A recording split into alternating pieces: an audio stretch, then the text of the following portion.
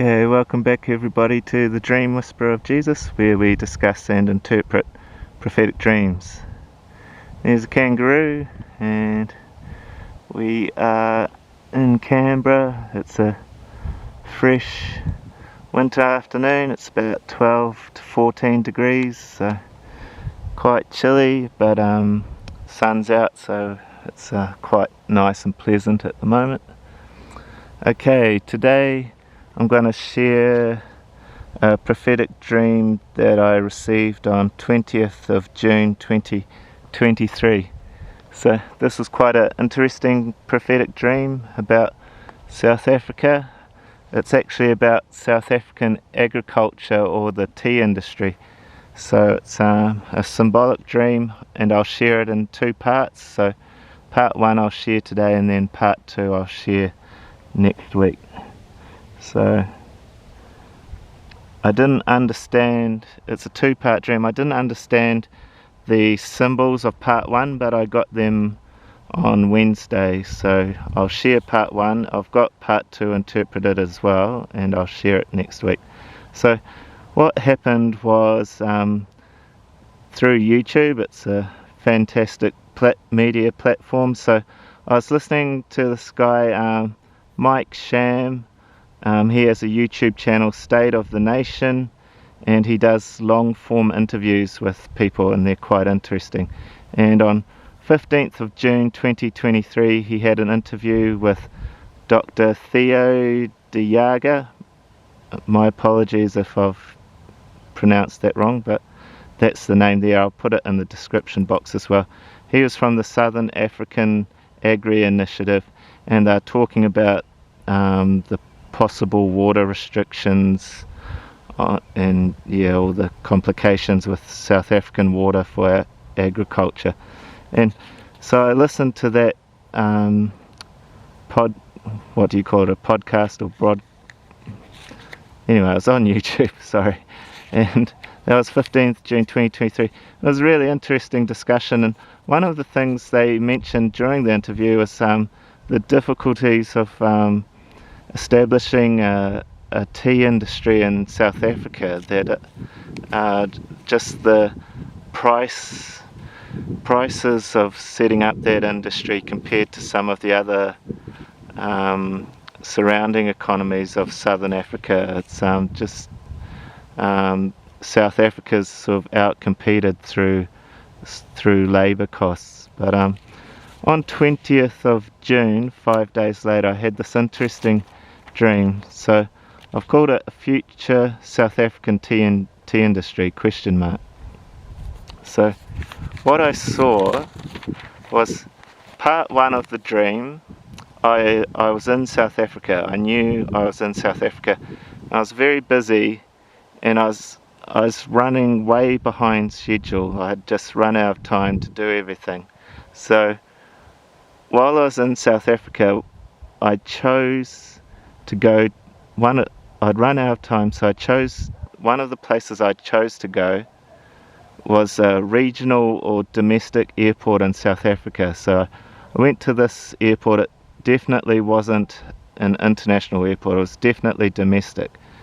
And when I went there, there was this Georgian aeroplane on the tarmac, just taxiing, just driving around, but not taking off. And I definitely saw the flag of Georgia, and it was at this domestic airport in South Africa. So I didn't really understand what that meant for the past month. This was part one of the dream. Part two I'd interpreted.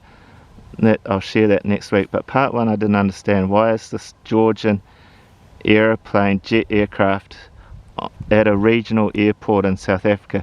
And the other thing was this Georgian jet was a very unique looking aircraft, and it was definitely from the 1980s. It wasn't a modern style jet. It wasn't like a 1950s or 1960s jet, but it looked like a 1980s jet sort of design.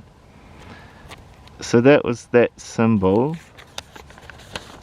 And then I didn't understand what it meant until I did a Google search just a few days ago on Wednesday, and I did a Google search about Georgian tea during the Soviet Union. I knew to do a search about tea because part 2 of the dream is definitely about the tea drink. So I Google searched Georgian tea. What I found out was the USSR, or Soviet Union, 1985, Georgia produced 152,000 tons of tea, and Georgia that year was supplying 95% of tea to the USSR, or Soviet Union.